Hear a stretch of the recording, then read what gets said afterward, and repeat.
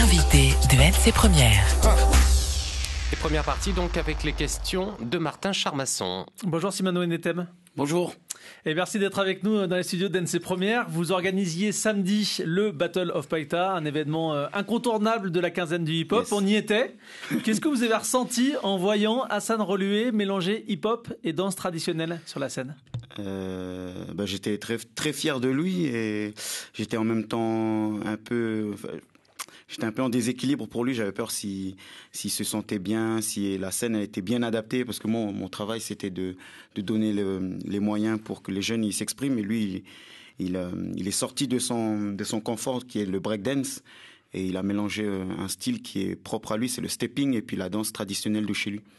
Et du coup, il a mis, parce qu'il est métis papou, je fais une dédicace à ce cousin-là, Hassan Reloué, et il s'est mis un peu en danger et il a bien impressionné le Richard Digoué, un des jurys, et le président du jury qui est Yohan Oucho.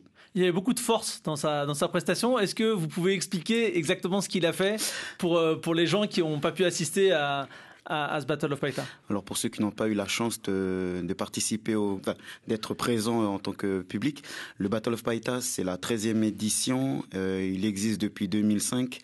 Il y a deux catégories. Il y a celle qui regroupe plein de danseurs. Il y a tous les groupes qui s'affrontent en battle. Et tu as une catégorie dont je suis très fier. C'est une catégorie que j'ai inventée qui s'appelle le Degenton Style. C'est pour ceux qui n'ont pas de groupe justement mais qui veulent danser. Du coup, c'est une espèce d'audition. Tout le monde passe un par un, donc je précise un par un, pas un contre un. C'est du un par un et chacun fait son style. Et Hassan Reloué, il sortit un peu du lot. Après, il était pas dans il rentrait pas dans les critères du jury, mais je tenais à saluer son passage.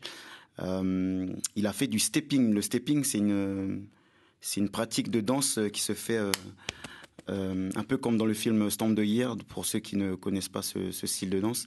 On frappe son corps pour donner du rythme, et lui, il a mélangé ce style-là à une danse traditionnelle papou, et une danse traditionnelle de Wetch, de Jean de Lifou, parce que lui, il est métis Lifou.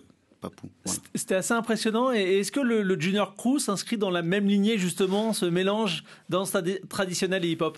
Est-ce que c'est un peu pareil? Est-ce que tu peux nous en parler de ce Junior Crew? Alors, Junior Crew, c'est le mélange de plusieurs crews.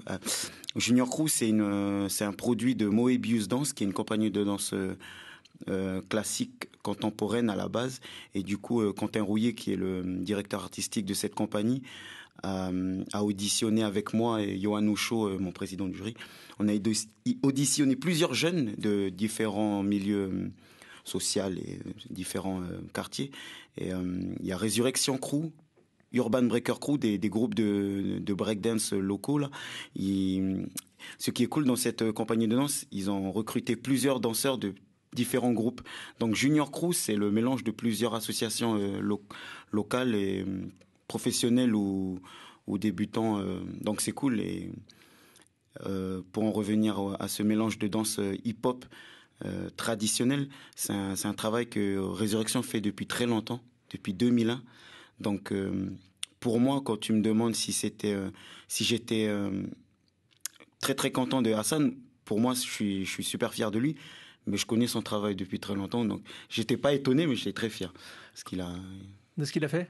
Ouais, de ce qu'il a fait. C'est un risque. Comment le hip-hop, finalement, il a réussi à faire sa place sur le caillou là, une place qui lui permet d'avoir une quinzaine, qui lui est dédiée, et donc pour le Battle of Païta, 15 éditions, donc il y a vraiment une place très importante aujourd'hui qui est prise par le hip-hop. Alors tout d'abord, c'est grâce aux danseurs qui n'ont jamais lâché le mouvement. Donc je fais une dédicace à tous les grands frères qui ont dansé en 98, en 2000. Nous, on a simplement repris le flambeau et on essaie de l'alimenter du mieux qu'on peut. Et ces derniers temps, ce qui n'a pas été toujours le cas, et j'aimerais le dire à l'antenne, c'est que les institutions nous suivent. Mais ça fait 5 ans, enfin c'est la 5e édition de la quinzaine du hip-hop, et nous on fait ça depuis 90. Enfin, pour ma part, je le fais depuis 98. Et en 98 à 2000, beaucoup de salles de danse nous refusaient l'entrée.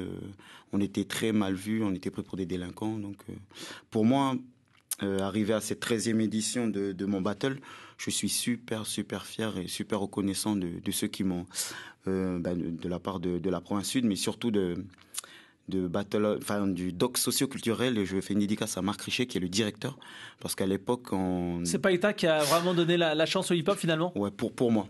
À mon avis, parce que j'avais pas de. Maintenant, j'ai des attestations et des diplômes de la danse, donc là où je vais, je suis assez reconnu. Mais le Battle de Païta, je sortais à peine du lycée, j'avais 19 ans, j'avais pas d'expérience, pas de visibilité médiatique, et le mec il me fait confiance comme ça. Je dis ok. Et depuis, ça dure depuis. C'est parti Voilà. depuis.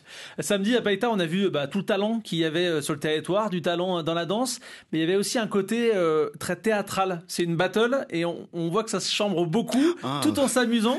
Qu'est-ce qu'on ressent sur scène au travers du hip-hop et au travers de la battle?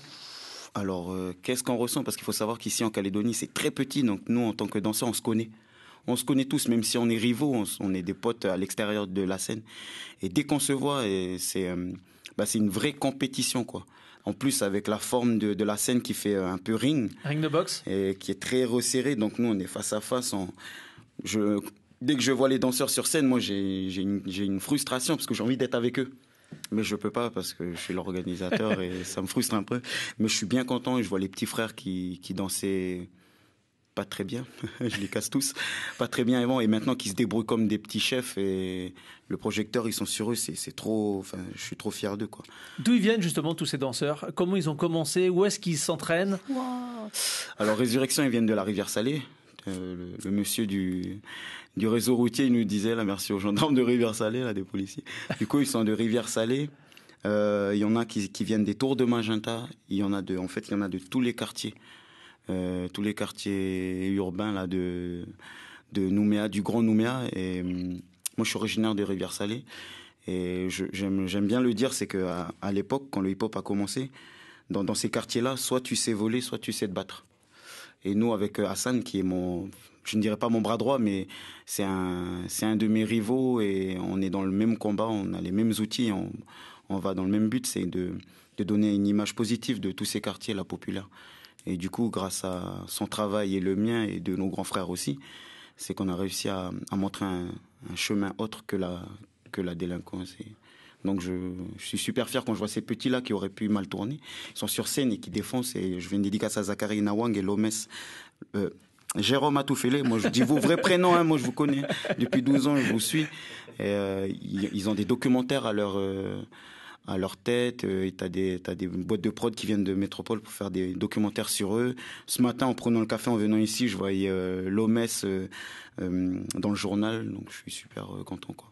C'est assez incroyable de voir la souplesse, la rapidité d'exécution, la fluidité des mouvements pour atteindre ce niveau-là. Le chemin, il est long. 4 heures d'entraînement tous les jours. 4 heures d'entraînement tous les jours. Pas de McDo, pas de Facebook. Non, je rigole. On le fait tous, hein, mais c'est de la rigueur. C'est des valeurs que on est censé apprendre dans la famille ou à l'école. Et le fait de rentrer dans le mouvement urbain, on fait ça pour le plaisir, mais on essaye, nous les grands frères, comme les grands frères l'ont fait avec nous, c'est d'intégrer des valeurs comme le partage et surtout la rigueur. Parce que si on n'est pas rigoureux dans l'entraînement, on ne peut pas arriver à ce niveau-là. Sibano Nthem, vous restez avec nous. On revient tout à l'heure pour les questions.